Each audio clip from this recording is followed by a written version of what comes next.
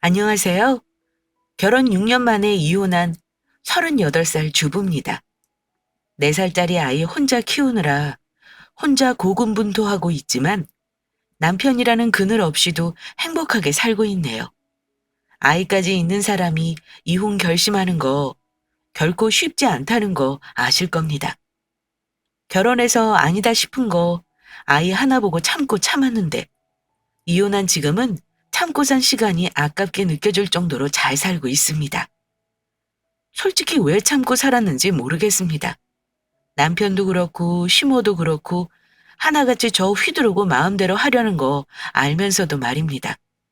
살면서 매일 안 좋았던 건 아니에요. 물론 다른 사람들처럼 싸우기도 했지만 또 화해하고 그냥 살았기에 다들 일이 사는 건가 보다 하고 포기한 것도 있었습니다. 그러다 결정적으로 막무가내 시모가 집까지 밀고 들어오는 거 보고 안 되겠다 싶어 그동안 당하고 산 거 다 갚아주고 시원하게 이혼했네요. 여자한테는 친정도 참 중요한 것 같다는 생각을 새삼 해봅니다. 내 뒤로 든든한 친정이 있으면 남편이나 시댁 식구들도 여자를 함부로 무시 못하거든요. 여자가 비빌 언덕이 없어지면 남편이 든든한 언덕이 되어줘야 하는 건데 되먹지 못한 시집 식구들 만나면 여자를 함부로 무시하고 휘두르고 자기 소유물인 양 마음대로 해도 된다고 생각하기도 하죠. 제 시모가 그랬습니다. 제 전 시모는 아들 것도 제 것, 며느리 것도 제 것. 한마디로 자기 울타리 안에 있는 자식들은 자기 소유물로 생각하고 재산까지 마음대로 휘둘러도 된다고 생각하는 사람이었습니다. 더 환장할 노릇은 남편까지 자기 엄마 그늘에서 못 벗어나서는 자기 가족만 위하는 사람이었다는 거고요. 저는 친정 아빠한테 물려받은 재산이 꽤 있습니다. 요즘같이 살기 힘든데 자랑하는 것 같아 정확히 말씀드리긴 그렇고 부동산과 현금 재산이 일 안 하고 살아도 될 만큼 있어요. 친정엄마가 암으로 저 대학 때 돌아가시고 나서 딸 하나 시집 잘 보내시겠다고 저에게 신경 많이 써주셨습니다. 전 남편과 결혼한다고 할 때 엄청 서운해하셨던 게 기억납니다. 아빠도 제가 남자친구가 있는 건 아셨지만 막상 결혼한다 하니 마음이 복잡하셨던 것 같아요. 아직 나이가 한창인데 결혼하려고? 좀 더 있다가지 그러냐? 어? 이 남자 저 남자 많이 만나봐야 좋은 사람도 가리는 법인데. 아빠, 나 벌써 30이 넘었어요. 지금 와서 이 남자 저 남자 만나다가 노처녀로 늙어 죽을걸? 그런 걱정을 왜 하니? 너 같은 애 없어서 난릴 거다. 아빠가 좋은 총각 선자리도 좀 알아보고 해줬어야 하는 건데 이렇게 빨리 시집 간다고 하니 아빠가 너무 서운해서 그래. 아빠는 남자친구를 실제로 보시고 나서는 곱상한 얼굴에 새님 같아 걱정이라고는 하셨지만 크게 반대는 안 하셨습니다. 남자친구는 이남 일녀 중 막내 아들이었습니다. 위로 시누이는 아직 결혼 전이었고요. 첫째 아주버님은 결혼해서 초등학생 아이까지 있었습니다. 저는 엄마가 안 계셨고 남자친구는 아버지가 남자친구 군대에 있을 때 돌아가셨기 때문에 어쩌면 그런 부분은 서로 이해하고 있었어요. 하지만 우리 아빠 재력에 대해서는 제가 얘기를 자세히 안 했기 때문에 잘 몰랐을 겁니다. 그 사람과 연애하면서 자주 들었단 말이 있었는데요. 자기 엄마는 아들이 장가 가서 사위 대접 제대로 받고 살았으면 좋겠다는 말을 자주 했었습니다. 그 말은 곧 부모님 온전히 있는 집에 아들을 장가 보내고 싶었다는 말이었겠죠. 저 소개해주겠다고 자기 집 데려갔을 때 저를 반대할까봐 걱정을 많이 했던 것 같아요. 남자친구 어머니 인상은 솔직히 말하면 처음에는 별로였습니다. 왜냐면 저한테 처음부터 좀 무례하다 싶은 얘기를 많이 하셨거든요. 친정엄마 없다는 거 듣고 나서는 엄마 없어서 배운 게 있겠냐는 소리를 하신 게 특히 기억에 남네요. 기분이 살짝 나빴지만 아들 가진 어머니 입장에서 하실 수도 있는 말이라 생각하고 넘어가긴 했습니다. 어쩌면 그때가 도망가라는 힌트였을 수도 있겠네요. 그런데도 도망 못 가고 결혼까지 한 바보 호구가 바로 저지만요. 친정엄마가 안 계신다며? 아유, 그럼 어째? 여자는 엄마가 있어야 하는데 결혼 준비 혼자 잘할 수 있겠니? 네, 결혼 준비랄 게 뭐 대단한 게 있나요? 잘 모르겠는 건 현우 씨랑 잘 상의해서 할게요. 어머니한테도 물어보면 되죠. 그래, 그럼 내가 천상 너를 많이 도와줘야겠구나. 다른 엄마가 있어야 하는데. 너 혼자 크느라 뭘 제대로 배웠으려나 모르겠다. 시어머니는 엄마가 안 계시다는 이유로 반대를 하신다기보다 자꾸 본인이 제 친정엄마 노릇을 하며 간섭을 하시려는 분이었습니다. 물론 처음에는 제가 안쓰러워 그런다 생각했고 좋게 생각하려고 했었죠. 그런데 결혼 준비하면서 선을 넘을 때도 가끔 있어서 문제였습니다. 저는 대학 졸업하자마자 학원 강사로 일하면서 그래도 종잣돈을 꽤나 가지고 있었습니다. 그 당시 8천만 원 정도였고 모자라는 건 아빠가 도움을 주시기로 했어요.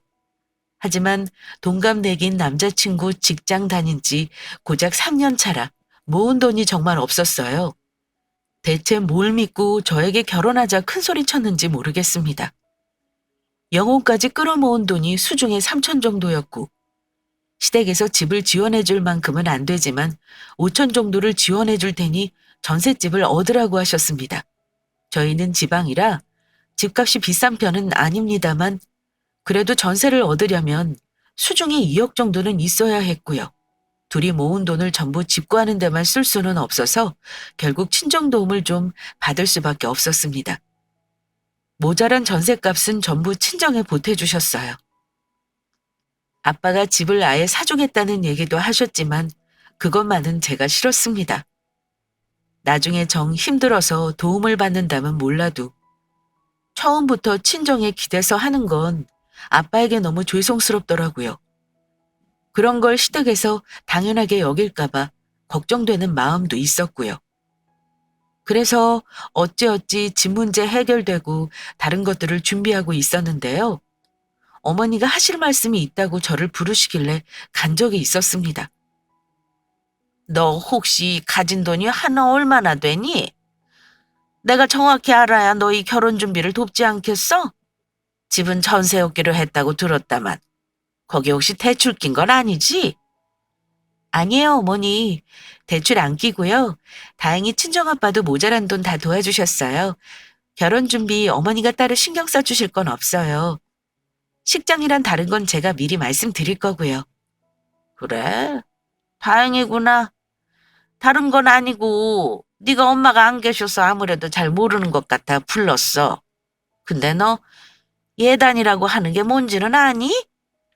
시어머니는 갑자기 예단 얘기를 하시더라고요. 주고받는 게 형식적이긴 하다마는 그래도 보는 눈이 있어서 말이다. 네 아버지랑 상의해서 결혼 전에 준비해주면 된다. 나머지는 내가 관여 안 할 테니 너희들끼리 알아서 하고. 그러면서 친척들을 목록하고 예단 목록 쪽은 종이를 건네주시더라고요. 저는 예단을 생략할 생각은 아니었고 현금으로 간소하게 할 생각이었지만 어머니가 적어주신 목록은 제가 생각한 예산을 훨씬 초과하는 금액이었습니다. 기분이 좋지는 않더라고요. 예비 남편에게 말해봤자 공연히 마음만 상할 듯 싶어 아빠에게 얘기를 했는데 아빠는 그냥 해달라는 대로 맞춰주자고 하셨습니다. 그 댁에서도 돈을 5천만 원 해주는데 아마 쉬운 돈은 아니었을 거라면서 이해하시더라고요. 그래서 시어머니 말대로 친척 일가까지 전부 예단 봉투 드렸고 한복에 은수저에 이불까지 그 집에서는 첫 결혼 때 받은 것일 텐데도 다 해드렸습니다. 결혼 과정이야 다들 크고 작은 문제를 겪고 싸우기도 한다잖아요. 그래서 결혼 전에 서운한 거 결혼해서 살다 보면 괜찮아질 거라고 안일하게 생각했던 것 같아요. 하지만 결혼해서 남의 집 식구가 온전히 된다는 게 쉬운 게 아니더라고요. 어머니는 결혼하고 나서 저를 딸같이 생각하시겠다며 저에게 연락도 자주 하셨고 저희 신혼집에도 정말 자주 드나드셨습니다. 게다가 미혼인 시누이와 우리 집에 놀러 오는 일이 꽤나 자주 있었습니다.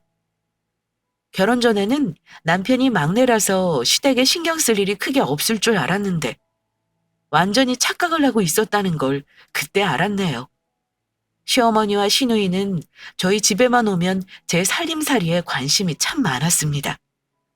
결혼할 때 해온 가구나 가전은 물론이고 제 화장품이며 옷이며 가방이며 이런 것들에도 관심이 많으셨어요. 그런데 나중에는 그 관심이 제 물건을 탐내는 것으로 바뀌더라고요. 여자들끼리는 안 입는 옷이나 액세서리를 구경하면서 서로 바꾸기도 하고 주기도 하잖아요. 처음에는 저도 좋은 마음으로 제가 잘 안 쓰는 것들을 어머니나 시누에게 주기도 했습니다. 그런데 나중에는 저희 집에 오시면 제 옷방에 함부로 들어가셔서 제가 새로 산 것이 있거나 못 보던 물건을 보고는 자기도 갖고 싶다는 말을 하시기도 했습니다. 이거 새로 산 거니? 아, 색깔 너무 예쁘다. 얼마 주고 샀니? 아휴, 백화점 브랜드라 그런가. 너무 고급스럽구나. 놔두면 잘 입겠다. 그렇지?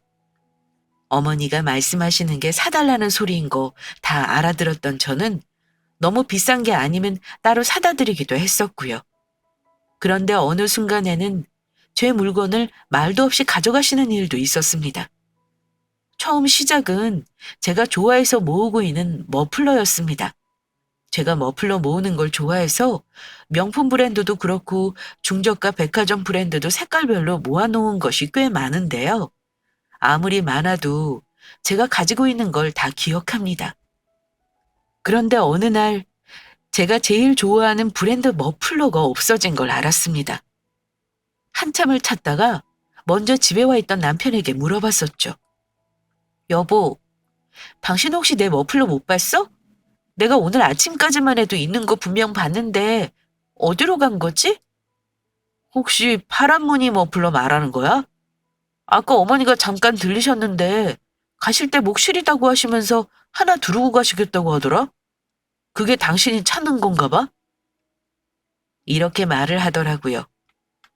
어머니도 참, 며느리 물건이라고 그렇게 함부로 막 가져가셔도 되는 거야? 그거 내가 아끼는 거 당신도 알 거 아니야. 내가 다른 거 가져가시라고 했는데 어머니가 그게 마음에 든다면서 꼭 그걸 가져가시겠다고 하잖아. 다른 거 가져가시고 똑같은 거 다음에 사드리겠다고 했는데 막무가내신데 어떻게 해. 이미 목에 두르고 계신 걸 풀을 수도 없잖아. 솔직히 그때는 기분이 안 좋았습니다. 엄연히 제 물건이잖아요. 아무리 가족끼리라도 그런 건 미리 말하고 빌리는 게 예의인 거 아닌가요? 게다가 마음에 든다며 고집까지 부리셨으니 그걸 저한테 다시 돌려주실 리도 없었고요. 다음에 어머니 만났더니 제 머플러를 아주 당당하게 두르고 나오셨더라고요. 저는 달라는 말도 안 했어요. 뭔가를 사드리고 싶은 마음은 그때 싹 다 없어져 버렸습니다. 그 다음부터 저는 시댁에 갈 때 좋은 옷, 좋은 가방을 들기보다는 가급적 추레하게 가려고 했어요. 어머니가 제 물건 탐내실까 봐서요. 제가 그렇게 했음에도 어머니가 간혹 집에 오시면 제 가방을 보시고 달라며 조르신다거나 맞지도 않은 제 옷을 마구 입어서 늘어나게 하는 일도 자주 있었습니다. 우리 집에는 어찌나 자주 오시는지 심지어 자고 가실 때도 자주 있었습니다.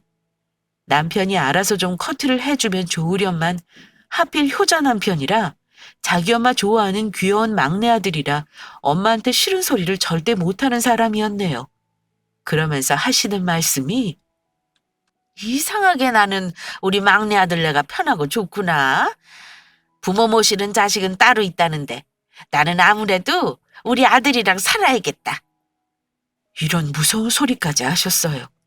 저는 어머니가 그런 말할 때 농담으로 생각하고 웃어넘겼지만 자꾸 그러시니까 정말 진심으로 하는 말씀이신가 하고 걱정까지 될 지경이었습니다.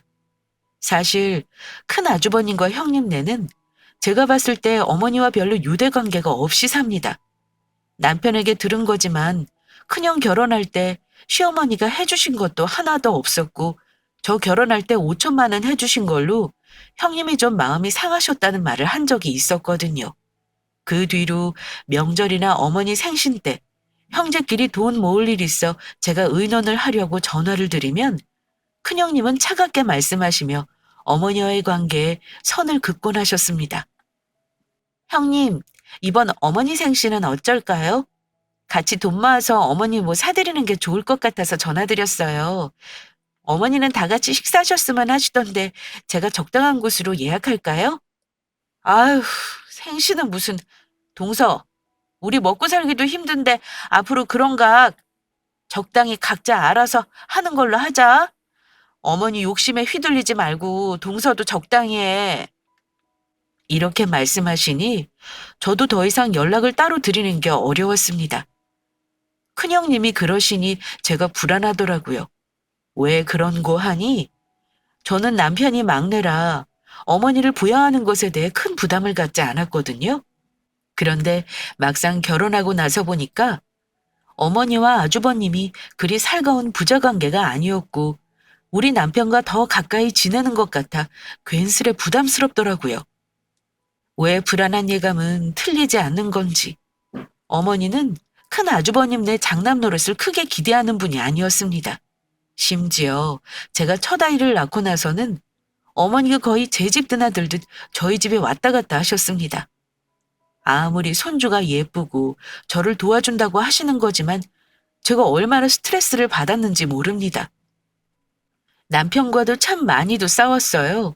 일일이 다 얘기하자면 너무 많아서 제가 남편과 사이가 본격적으로 틀어지게 된 사건부터 말씀드려야 할 것 같네요.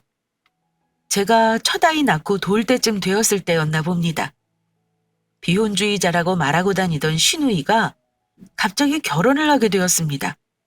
시누이는 직장 생활을 했지만 어머니와 같이 생활하면서 모은 돈이 거의 없다고 했어요.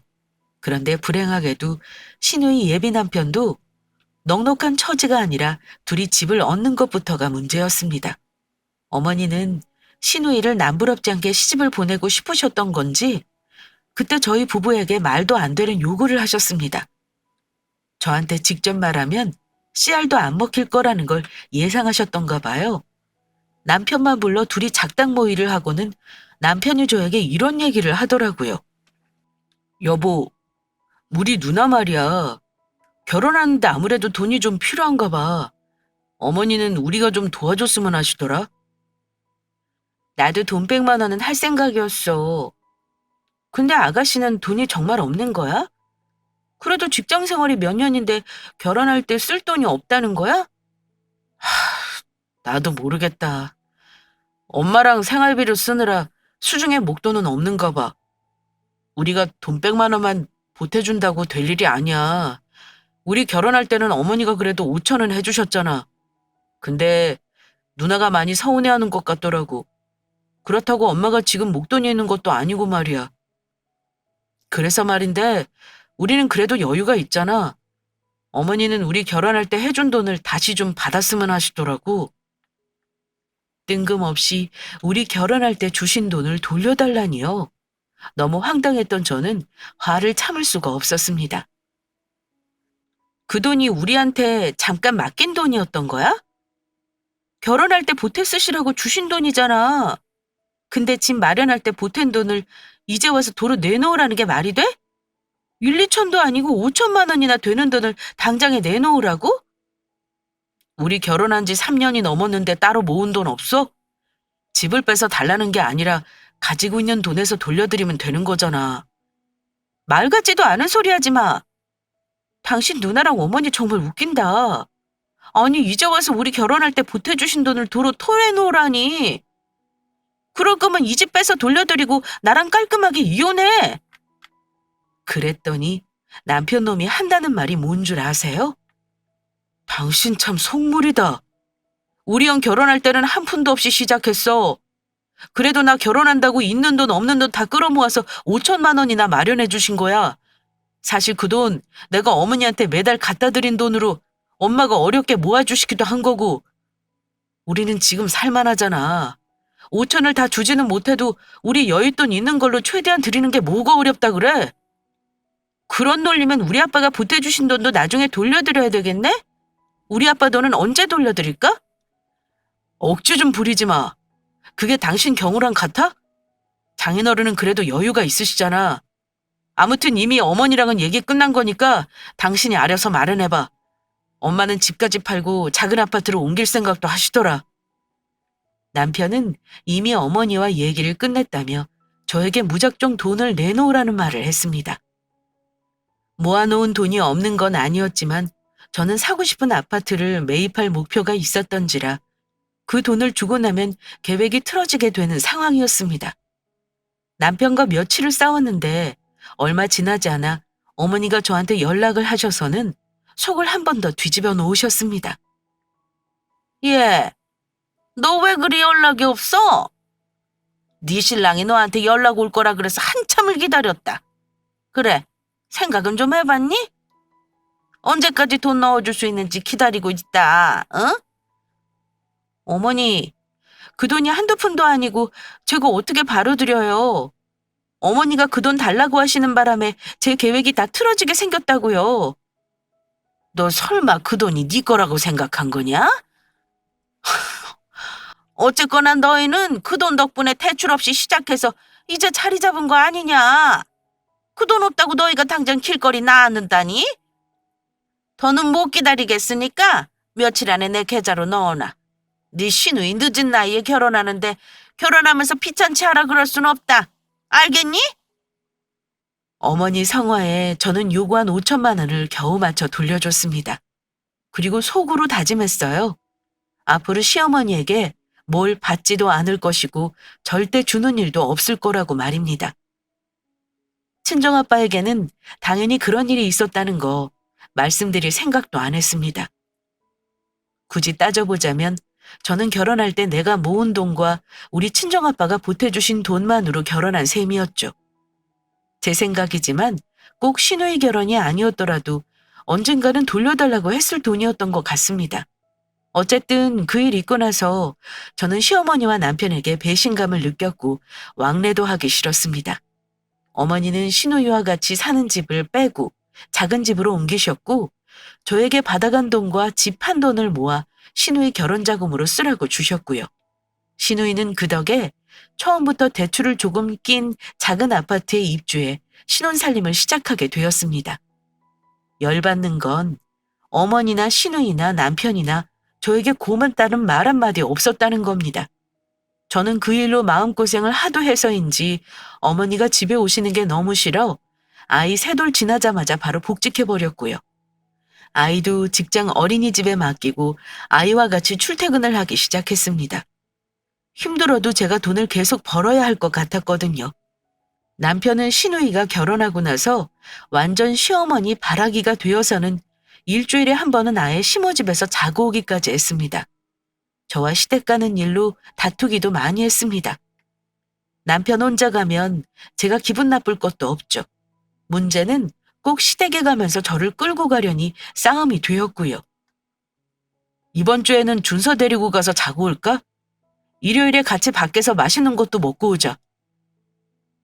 지난주에 다녀왔는데 무슨 잠까지 자고 오려고 해? 자고 오려면 당신 혼자 가. 애 데리고 가면 짐도 많고 힘들어.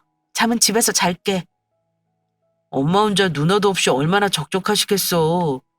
이럴 때 당신이 먼저 전화도 좀 드리고 자주 가면 얼마나 좋아. 우리 아빠는 혼자 계셔도 잘만 지내셔. 그렇게 걱정되면 이참에 아예 짐 싸서 어머니 댁으로 들어가 살지 그래? 안 말릴 테니까 그렇게 해. 당신 진짜 말 재수없게 한다. 처음에 안 그러더니 대체 요즘 왜 그러는 거야? 우리 엄마가 너한테 무슨 못할 짓이라도 했어? 암튼 가려면 당신 혼자 가. 나는 앞으로 꼭 가야 하는 날 말고는 드나들 생각 없어. 시어머니 얘기가 나오면 늘 남편과의 대화는 싸움이 되었습니다. 자기 엄마 집에는 일주일이 멀다 하고 뻔질나게 드나들면서 혼자 계신 우리 친정아빠에게는 평소 전화 한 통도 할 줄 모르는 인간입니다.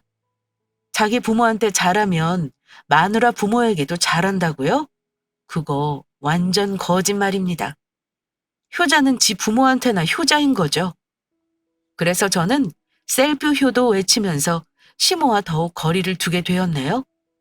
뭐랄까, 부부 사이가 되게 건조하고 메마른 관계가 되더군요. 같이 살면서도 저는 언제나 혼자인 기분이 들었고 아이에게 신경 쓰는 건 오직 나 혼자라는 생각도 들었고요. 그때 이렇게 살 바에야 차라리 이혼하고 각자의 삶을 사는 게 낫지 않을까 하는 생각도 가끔 했습니다. 그런데 직장 복직하고 나서 1년도 안 되었을 때 정말 청천벽력과도 같은 일이 저한테 일어났습니다. 유일한 버팀목이었던 친정아빠가 갑자기 돌아가신 건데요. 평소에 지병도 없으셨고 건강관리를 잘해오시던 아빠가 갑자기 쓰러지신 겁니다. 언제까지 건강하게 계실 줄만 알았던 아빠였는데 그렇게 빨리 이별하게 될 줄은 몰랐습니다. 친정아빠가 갑자기 돌아가시는 바람에 한동안 정신없이 뒷정리를 해야 했습니다. 다행히 아빠는 틈틈이 주변 정리를 해놓으셨던 분이어서 수월하게 정리할 수 있었습니다. 아빠가 남긴 유산과 집을 정리하는데 세금 내고 상속 문제 정리하고 나니 제가 10억이 넘는 돈을 물려받게 되었습니다. 물론 부동산과 다른 유체동산은 제외한 금액이었고요. 남편은 아빠가 저한테 남긴 재산을 대놓고 궁금해했습니다. 아빠 살던 아파트는 지은 지 20년이 된 아파트였지만 워낙 위치가 좋아 지금도 시세가 상당했기에 아마 그건 알고 있었겠죠. 장례 끝나고 바쁜 저한테 도와주겠다며 넌지시 말을 건네더군요. 장인어른 재산 정리는 다 한 거야? 살던 아파트 시세가 엄청나던데 그 집 팔 건지 궁금하네. 나도 당신 상속재산은 알 권리 있는 거 알지?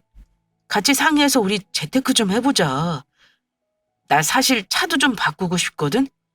혹시 현금이 얼마나 되는 거야? 무슨 알 권리? 상속재산은 당신하고 상관없을 텐데? 아빠 살던 집은 리모델링해서 전세 놓을 거야.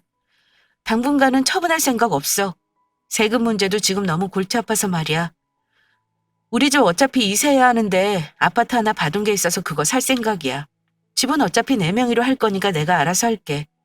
당신이랑 나랑 출퇴근하기 편한 곳으로 알아보고 있어. 그럼 이번에 입주 시작한 주상복합 어때? 40평대가 정말 잘 빠졌던데. 나중에 식구 늘 생각하면 아예 처음부터 40평대가 좋을 것 같은데? 세 식구밖에 없는데 40평대? 글쎄, 일단 집을 몇 군데 보고 나서 결정해야겠네. 집 보러 갈 때 같이 가자. 어머니도 같이 가면 좋고.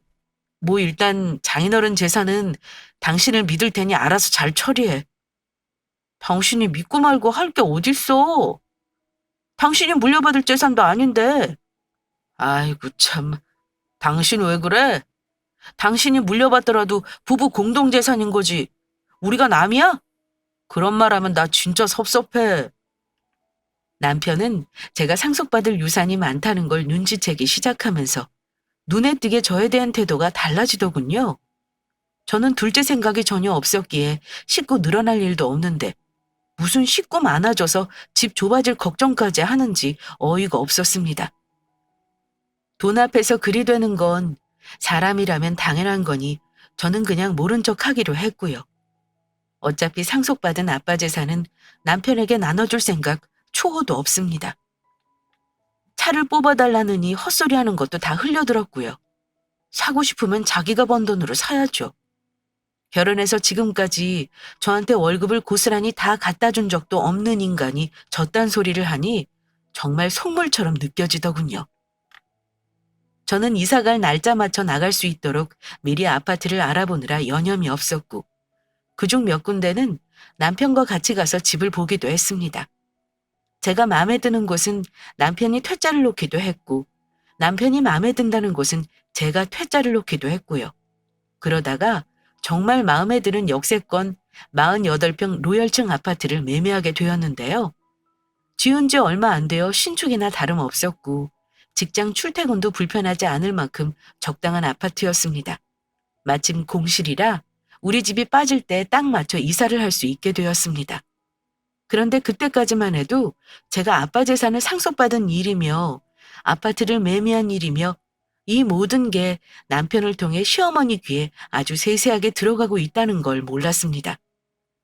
엄마 바라기인 남편이 어느 정도는 얘기했을 거라 짐작만 할 뿐이었는데 어머니가 어느 날 저한테 이런 말을 하시더라고요. 이사 갈 집 명의는 공동명의인 거지? 결혼해서 이렇게 빨리 내 집 마련한 건 다 네 남편 덕 아니겠니? 너 진짜 남편 하나는 잘 만났구나. 이런 개떡 같은 말을 하시길래 제가 그랬습니다. 어머니, 남편 덕이 아니라 돌아가신 저희 친정아빠 덕이죠. 남편은 솔직히 말해 손 안 대고 코 푼 거 아닌가요?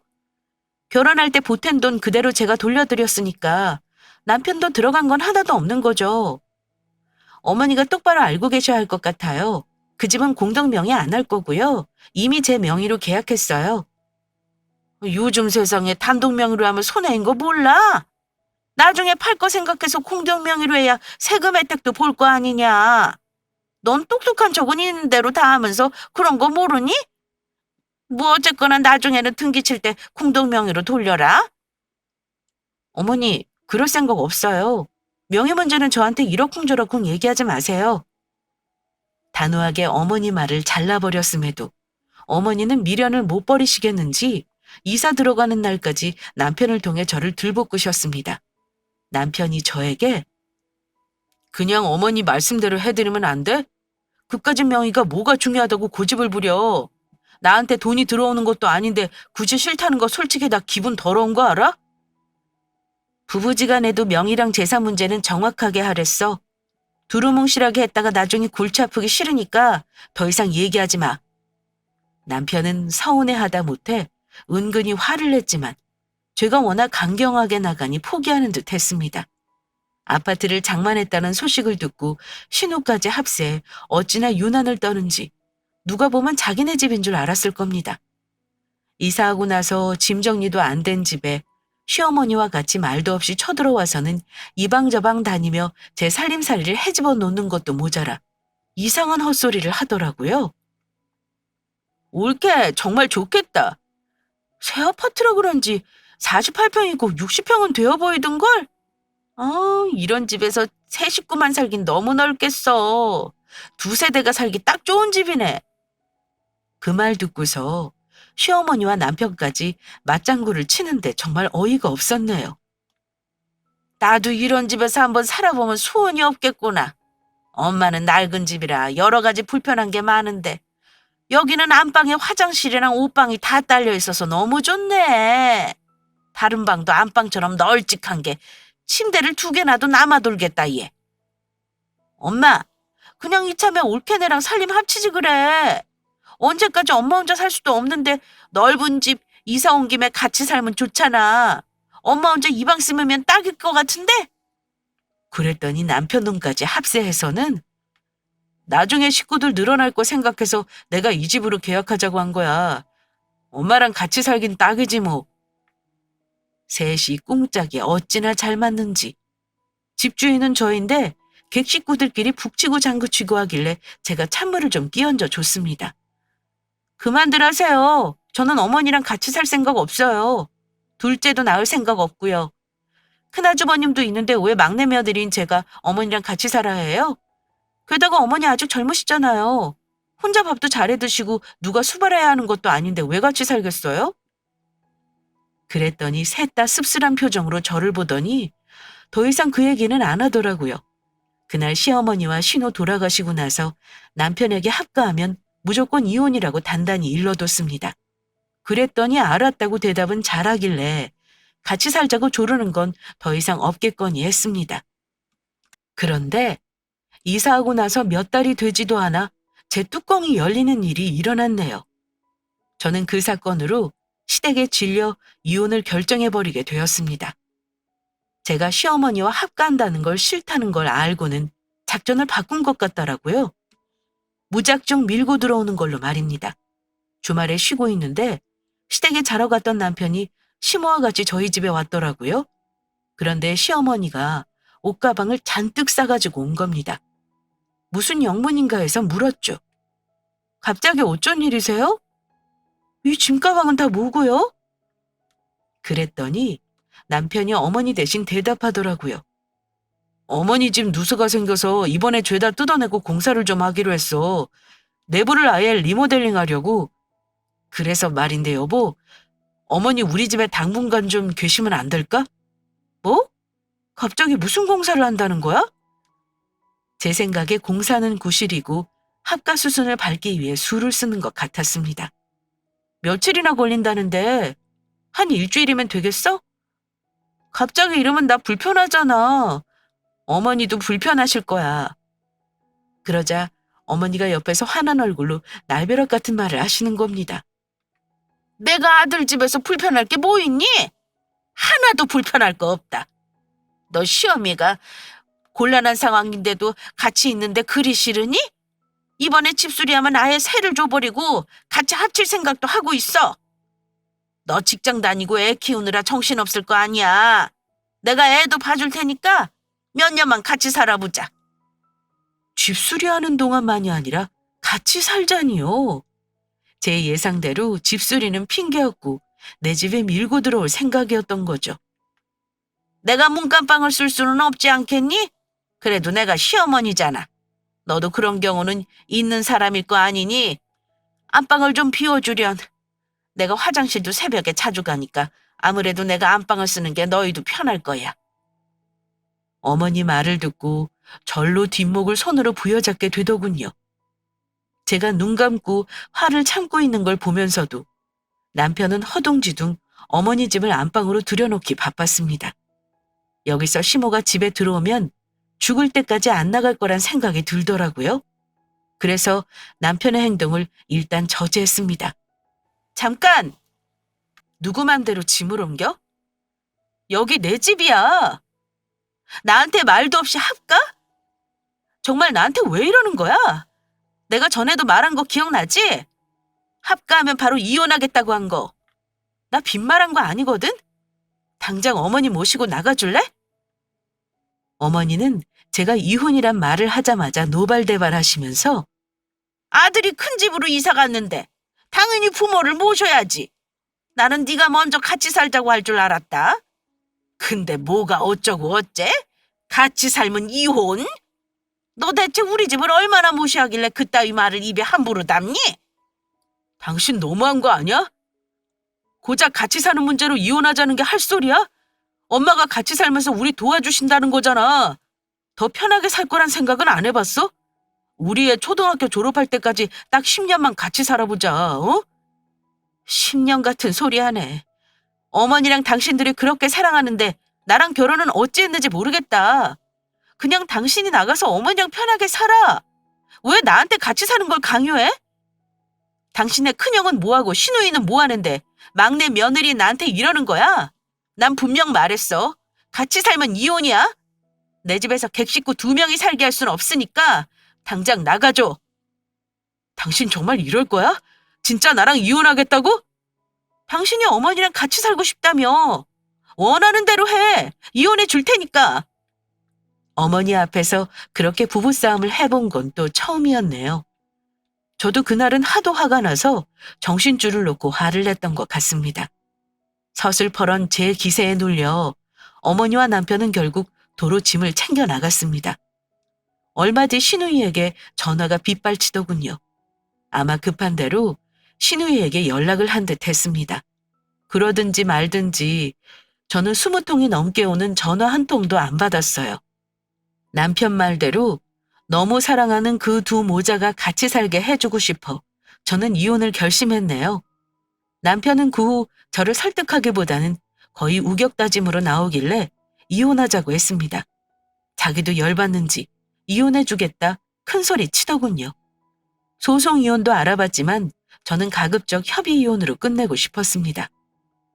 근데 남편이 저한테 위자료를 요구하길래 하도 기가 막혀서 부당한 대우를 받는 것에 대해 소송하겠다고 하고 위자료는 제가 청구하겠다고 했습니다.